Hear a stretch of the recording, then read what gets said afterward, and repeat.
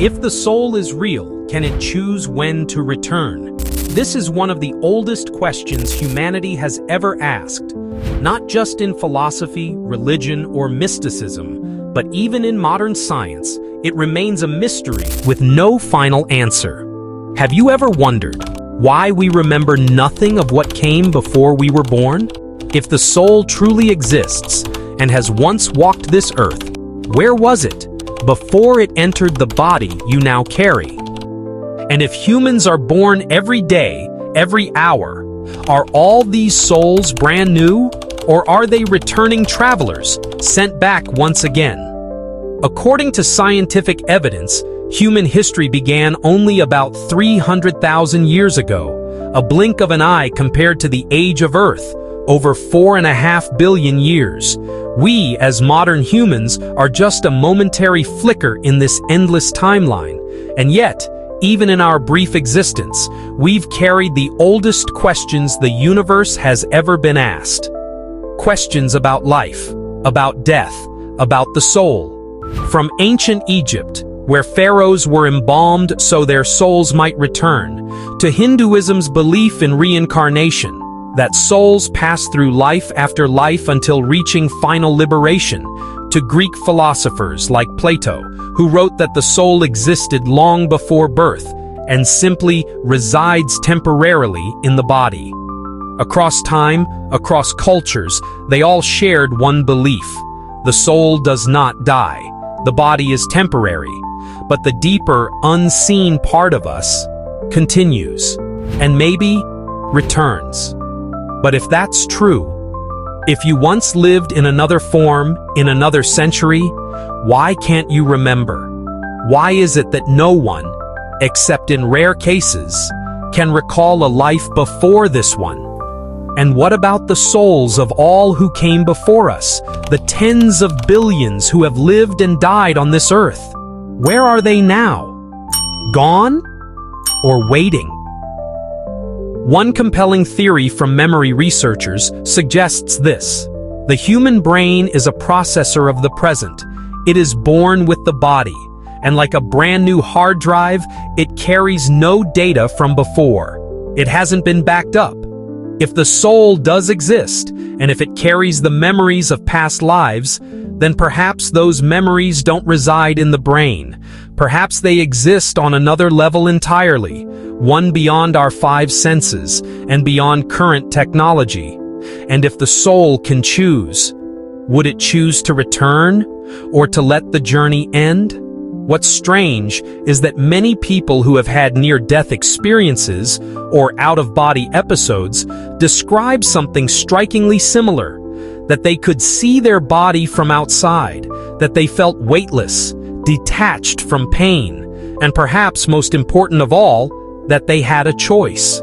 Some say they felt as if they were called back. Others describe a gentle voice asking, "Do you wish to stay or return?" Of course, these aren't scientific proofs, but they are emotional fragments, experiences that defy logic, and perhaps shouldn't be ignored. And if there is truly a choice to return, to come back to this human life, then a larger question begins to unfold.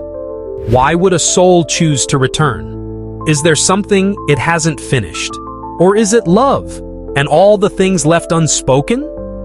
If the soul truly decides to come back, then what does it come back for? It sounds like a simple question, but it opens the door to thousands of years of philosophy, mythology, and destiny. One widely held belief in many Eastern traditions suggests this: the soul returns to learn a lesson it failed to understand. Each lifetime is a classroom, each pain a syllabus, and each of us, perhaps just a soul retaking an old exam, trying to pass it this time, in a different way.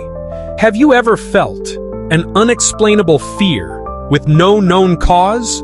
A strange familiarity with someone you just met? Or a sense of belonging to a place you've never been?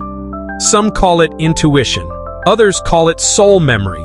Modern science can't confirm it, but it can't dismiss it either. Because some experiences can't be reduced to neurons. Some feelings don't belong to any sense organ. We might call it the voice of the unseen within us.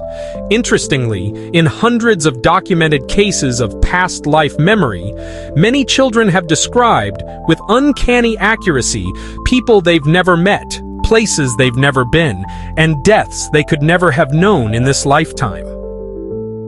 One of the most famous cases is that of a young American boy named James Leininger. At just 2 years old, he began having vivid nightmares about a plane crash and detailed memories of World War II. When his family investigated, every detail aligned with the life of a fighter pilot who had died decades earlier. These stories, of course, are not accepted as definitive scientific evidence, but they force us to ask, is a soul, if it exists, trying to remind us of something? If you've returned, even if you don't remember, then maybe the deepest ache you carry in this life is the echo of something left undone in the last. A word you never got to say, a wrong you never made right, a bond your soul still refuses to let go. These things, though invisible, might still shape the way you live today. They don't come from the brain. They don't come from your genes. They come from somewhere, far deeper. And if the soul can choose when to return, could it also choose where to stop? A mother, a body, a set of circumstances. Could it be that none of these are random? It may sound far-fetched to the scientific mind, but many modern spiritual theories, like pre-birth planning, propose something deeply intriguing, that we choose even the pain we will go through, because pain is the material from which the soul grows, and sometimes a life filled with loss is the only way a soul reaches true liberation. But there's one truth we must accept. Most of us, if not all, remember nothing from before. No one teaches us how to listen to what the soul is trying to say, and maybe that forgetting is exactly what allows us to begin again, like a blank page, untainted by past fears, like a child, allowed to live fully in the now, unburdened by a past it can't undo. Perhaps, in some way, forgetting is a mercy. So if you had the chance to return again, but only if you agreed to forget everything, would you say yes? Would you dare to live with your whole heart, even if you didn't know why you came? And more importantly, how would you live if you knew that every choice you make today could leave behind a trace, a footprint your soul might one day return to, in another journey, in another life?